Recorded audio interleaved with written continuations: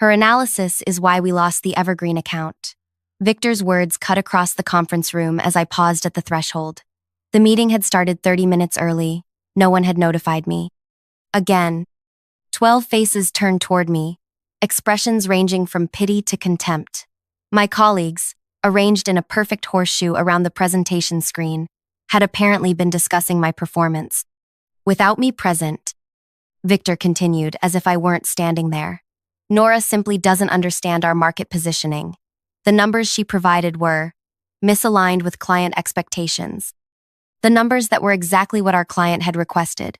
The numbers I'd stayed until 3 a.m. calculating while Victor was at his club. I took my seat silently at the far end of the table, away from the water pitcher, notepads, or anyone who might acknowledge me. This was the final evidence I needed. Before I tell you how I transformed from the woman they believed they could erase into the owner of their professional futures, could you take a moment to imagine being in that room? The crushing weight of public humiliation, the burning resolve to prove your worth, these are emotions we've all felt. If you've ever been underestimated or overlooked, this story might feel familiar. Stay with me to the end, because what happened next changed not just my life, but an entire industry's understanding of power. My name is Nora, not Nora with the Ivy League education or family connections. Just Nora, who grew up watching her mother clean other people's homes, who won a partial scholarship to State University, who graduated top of her class while working 2 jobs. The woman who entered the investment world because numbers made sense when people didn't. Numbers didn't care about your accent, your wardrobe budget, or whether you belonged to the right clubs. I joined Keystone Investment Group 5 years ago as a junior analyst. My colleagues called me detail-oriented and supportive in performance reviews. Words that sound like compliments but actually mean, we'll do the tedious work we don't want to do. Within 6 months, I realized the unwritten hierarchy. Ideas from men like Victor and Emmett became strategies. Identical ideas from women like me became interesting suggestions to consider later. I watched my male counterparts advance while my path remained static. They received bonuses for presentations built on my research. They closed deals using projections I had calculated. They attended exclusive client dinners while I received meeting notes to keep me in the loop. For 3 years, I played their game. I smiled at inappropriate jokes. I accepted late meeting invitations. I prepared briefings for others to present. I became the office ghost, present but unseen, heard but unacknowledged. But while they underestimated me, I studied them. I learned that Victor took credit for work he didn't understand, that Emmett made promises to clients our firm couldn't keep, that Harriet allied with whoever had the most power in any given meeting, that Dimitri had brilliant analytical skills but lacked the courage to challenge consensus. More importantly, I identified gaps in our investment strategy, emerging markets they dismissed as too unpredictable, sustainability startups they labeled too idealistic, women-led companies they overlooked entirely. I documented every missed opportunity, every flawed analysis, every time they rejected my recommendations only to implement watered-down versions months later. Then I began building something of my own. It started small, a separate investment account with my modest savings, research conducted during lunch breaks and late evenings, connections made through online forums instead of golf courses. I focused on companies they would never notice. A women-led water purification startup in Chennai, a sustainable packaging manufacturer in Medellin, a revolutionary battery technology developed by a team of female engineers our firm had explicitly rejected for funding. My first independent investment tripled in 8 months. I reinvested the returns and added 2 more companies to my portfolio. By year 2 of my parallel career, I had outperformed Keystone's official returns by 17%. Not that anyone at work would know. At Keystone, I remained the reliable background player, the one who corrected others' spreadsheet errors without mentioning them, the one who stayed late to prepare materials for meetings I wouldn't be invited to attend, the one whose ideas were dismissed in group settings only to resurface in strategy documents with someone else's name attached. Your problem, Nora, Victor told me during my 4th-year review, is that you lack vision. You're too focused on details to see the big picture. This, From the man who had rejected my proposal to invest in renewable energy startups 6 months before a major market shift made them the year's best performing sector. I nodded politely and accepted my 2% raise while my male counterparts received 15% and promotions. That evening, I finalized the paperwork on my largest independent investment to date, a significant minority stake in a promising tech manufacturer called Helios Systems. Helios specialized in advanced solar integration technology, and their innovation pipeline was remarkable. But they struggled with scaling production and had management conflicts that prevented them from reaching their potential. Their parent company, Meridia Technologies, was publicly considering spinning them off or selling them entirely. This was exactly the type of opportunity I had trained myself to recognize. A diamond with fixable flaws that my colleagues at Keystone couldn't see past their biases to evaluate properly. When Keystone surprisingly took on Helios as a client 3 months later, I was initially concerned about conflicts of interest.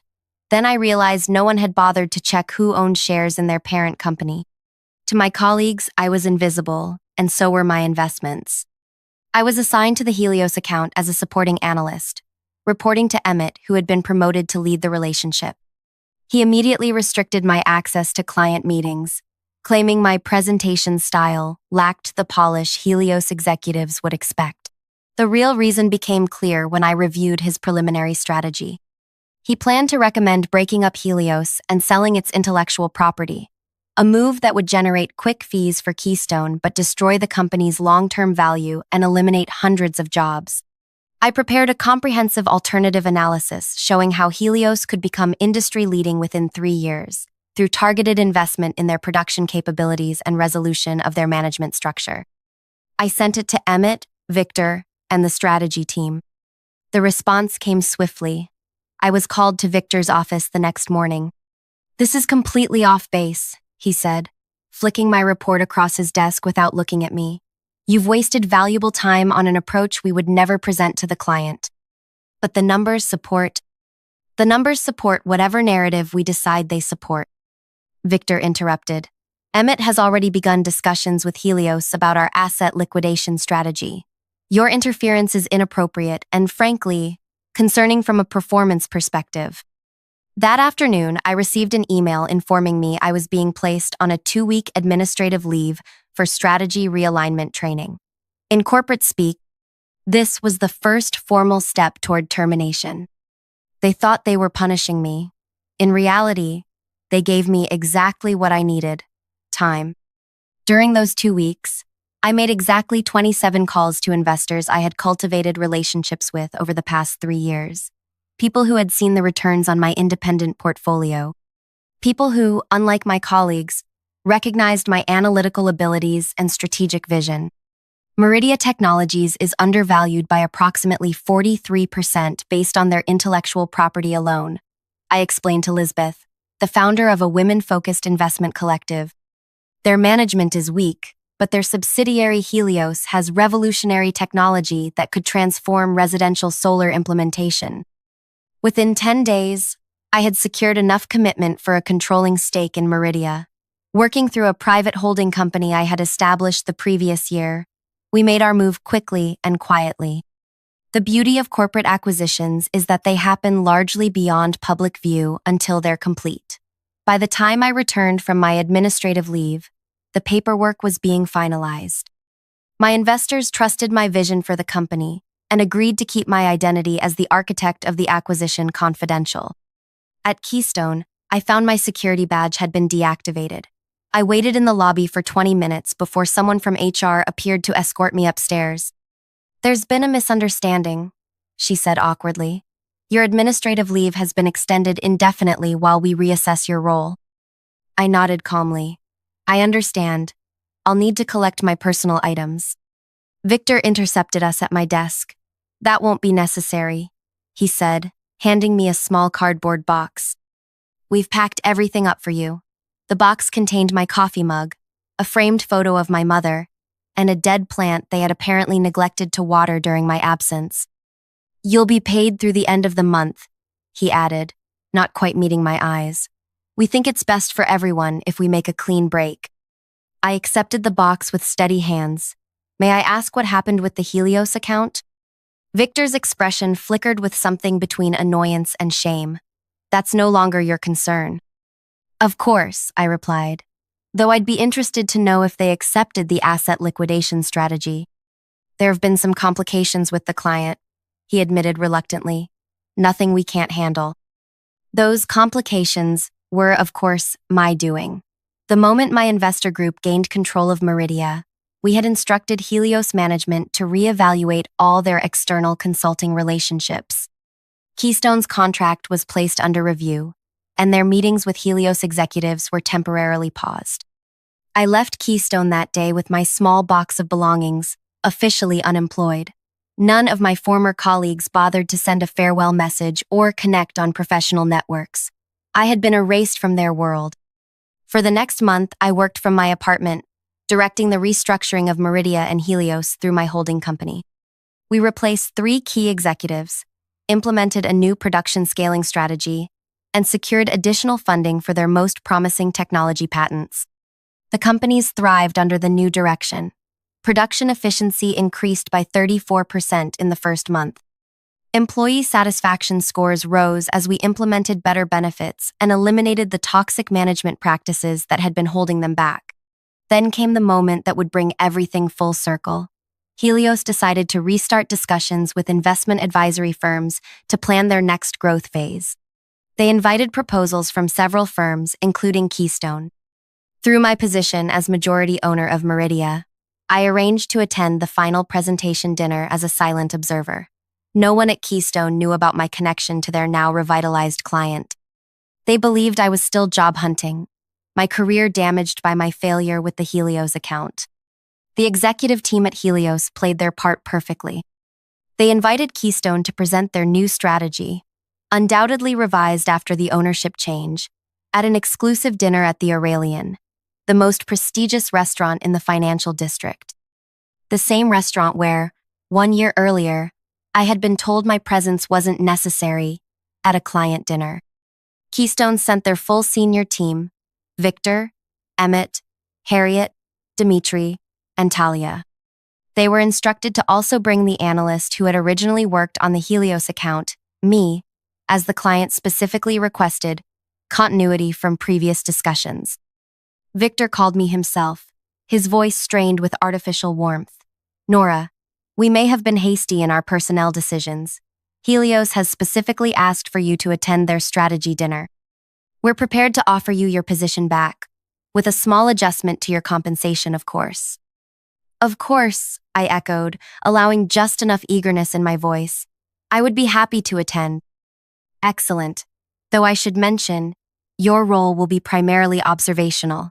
Emmett will lead the presentation. I understand completely. The stage was set. If you're still with me, I want to thank you for listening to my story so far. What happens next changed not just my career, but how an entire industry viewed women in finance. If you've ever been underestimated or pushed aside, I hope you'll stay for the conclusion, because sometimes justice arrives in ways no one expects. Take a second to like this video and subscribe to our channel for more stories of resilience and righteous comebacks. The most powerful moment is still to come. I arrived at the Aurelian 30 minutes early and was escorted to a private dining area with panoramic views of the city skyline. The table was set for 12 Helios executives, their new management team, and the Keystone contingent. The Helios CEO, Paloma, greeted me with a knowing smile.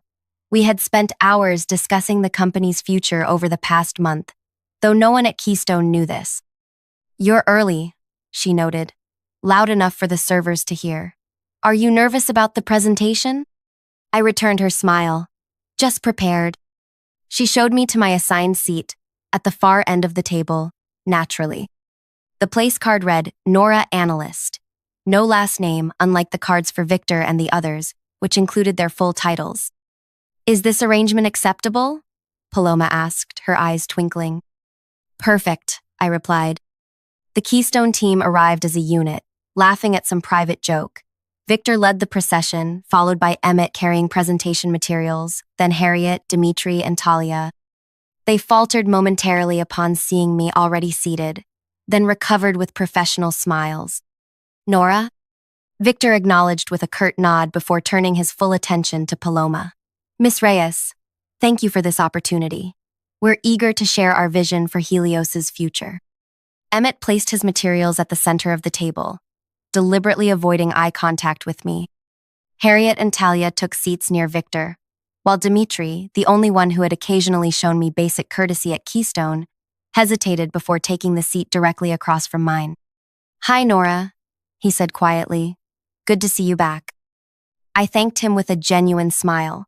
Dimitri wasn't cruel like the others, just conflict avoidant to the point of complicity. The remaining seats filled with Helios executives and two people the Keystone team didn't recognize. Lisbeth from my investor, collective, and Marco, the new operations director we had appointed at Meridia. They were introduced simply as advisors. Dinner began with practiced corporate pleasantries. Victor dominated the conversation, speaking about Keystone's visionary approach to investment, while the servers delivered the first course. Emmett occasionally interjected with rehearsed anecdotes about their successes with other clients. Not once did anyone from Keystone address me directly or invite my input. To them, I remained what I had always been, furniture with a pulse, present but irrelevant. Halfway through the main course, Victor signaled to Emmett, who stood to begin their formal presentation. "Before we start," Paloma interrupted, "I'd like to address something important." She turned toward me. "Nora, our team has been curious. What exactly was your role in the original Helios analysis at Keystone?" Every Keystone head swiveled toward me, expressions ranging from confusion to alarm. This deviation from the script was clearly unexpected. Victor jumped in before I could answer. "Nora provided support for our analytical team, basic number crunching, preliminary research, entry-level contributions." "Interesting," Paloma replied, "because we found her original strategy document in the Keystone server files, the one recommending against asset liquidation in favor of technology investment and management restructuring." The temperature in the room seemed to drop 10 degrees. Victor's expression hardened as he turned to me with unconcealed suspicion. "That document was never meant for client review," he said. "It was an internal exercise only, one that failed to align with our professional standards. Yet it precisely predicted the path we've successfully taken over the past month," Paloma observed, almost as if someone understood our potential better than the strategy Keystone officially proposed. Emmett remained standing, presentation remote clutched in his hand, increasingly uncertain whether to proceed. "Perhaps we should continue with the presentation," Harriet suggested smoothly. "We can discuss historical documents later." "Actually," said Marco, speaking for the first time, "I think this is relevant to today's discussion." He turned to me. "Nora, would you explain your current relationship with Meridia Technologies?" 5 pairs of Keystone eyes locked onto me. The silence stretched as I carefully folded my napkin and placed it beside my plate. "I led the investment group that acquired controlling interest in Meridia Technologies last month," I said, my voice calm and clear. "We implemented the restructuring strategy I had originally proposed at Keystone, which has resulted in a 34% efficiency increase and a projected 27% revenue growth for the coming quarter." Victor's water glass tipped over, spilling across his presentation notes. No one moved to help him clean it up. "That's impossible," he finally managed. "You don't have the capital or connections for an acquisition of that scale." "I built both over the past 3 years," I replied. "While working at Keystone, I developed an independent investment portfolio that consistently outperformed the firm's returns. That track record attracted partners who recognized value where others couldn't see it." Emmett slowly sank back into his chair, presentation forgotten. Talia's expression shifted from shock to calculation, already adapting to the new power dynamic. Harriet's practiced smile had vanished completely. Dimitri looked at me with something approaching admiration. "You're the investor?" he asked, speaking the question that had rendered the others speechless. I nodded once. "Yes. I acquired the parent corporation last month." Lisbeth, who had been silently observing, now addressed the table. "As part of our investment strategy, we're reevaluating all service provider relationships. Keystone's contract is among those under review." Victor found his voice, though it lacked its usual authority. "This is highly irregular. There are clear conflict of interest concerns that need to be addressed. There certainly were, I agreed. When I was simultaneously employed by Keystone and investing independently in a Keystone client, that conflict no longer exists since my termination.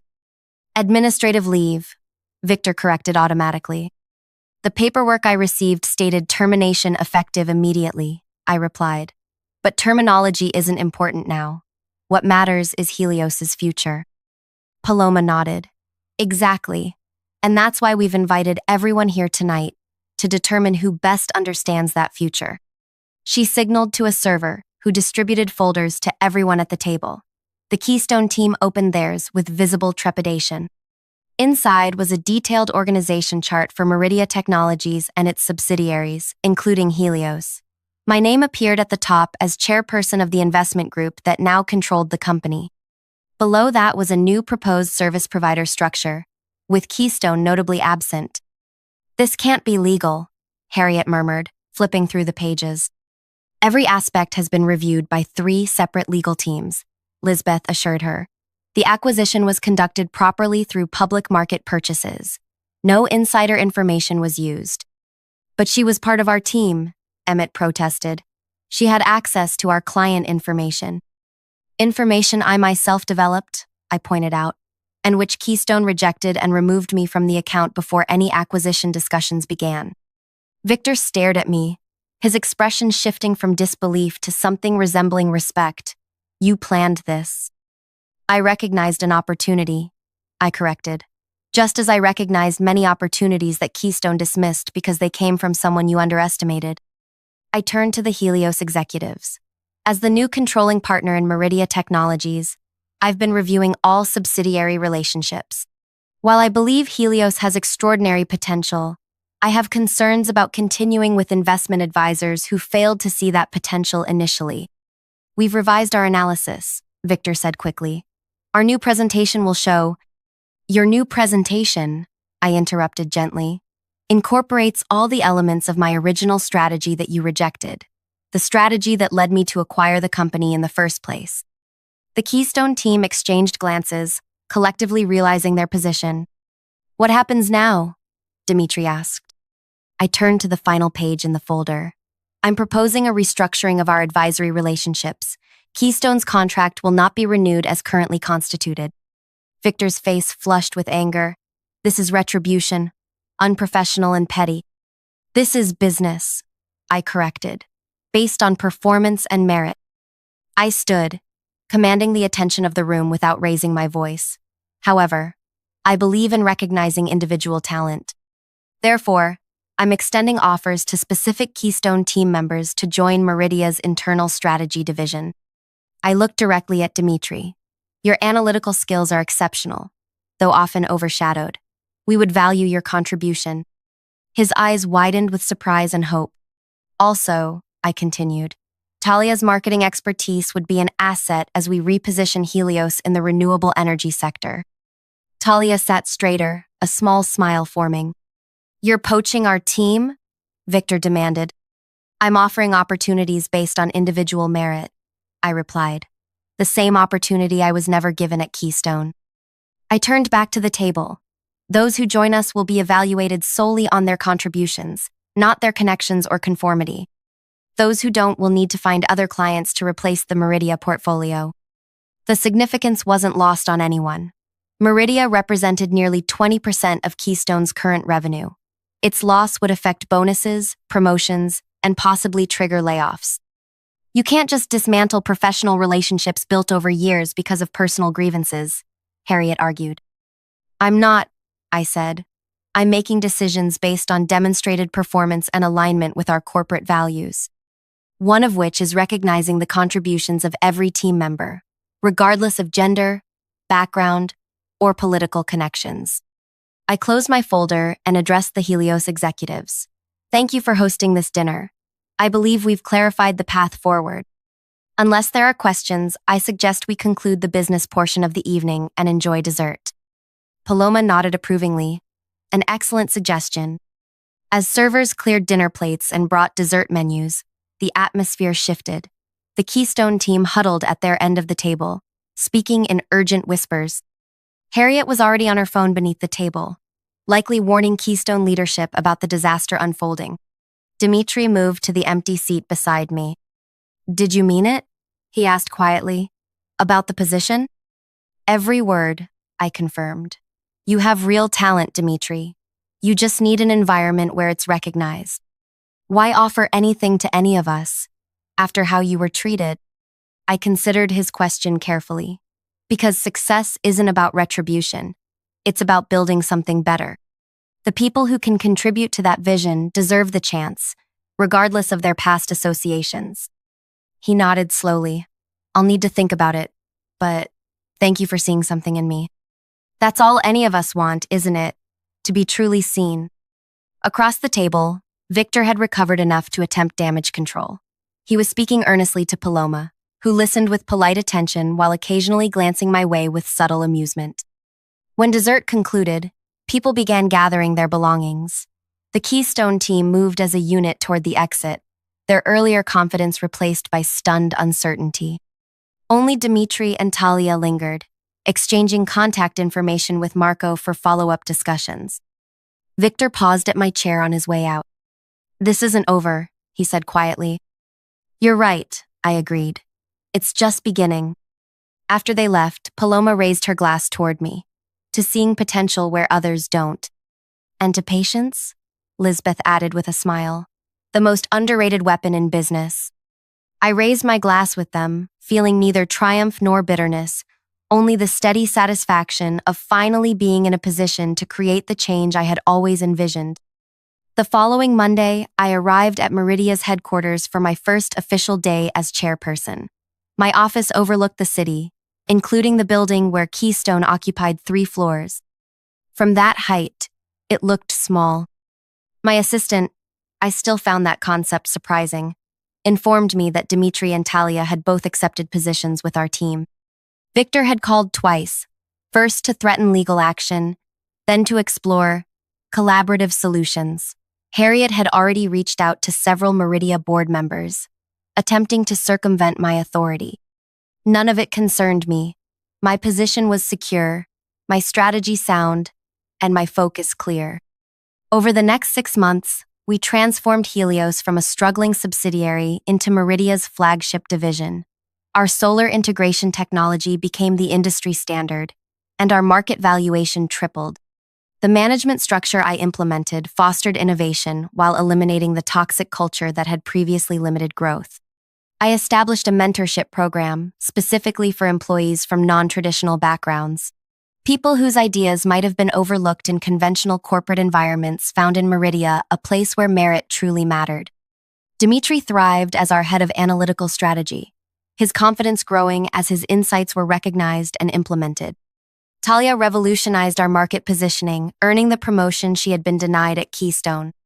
As for the others, Victor eventually left Keystone after their client base continued to erode. Emmett remained, though with diminished status. Harriet adapted as she always did, aligning herself with Keystone's new leadership. When Meridia went public 18 months after my acquisition, my initial investment multiplied 30-fold.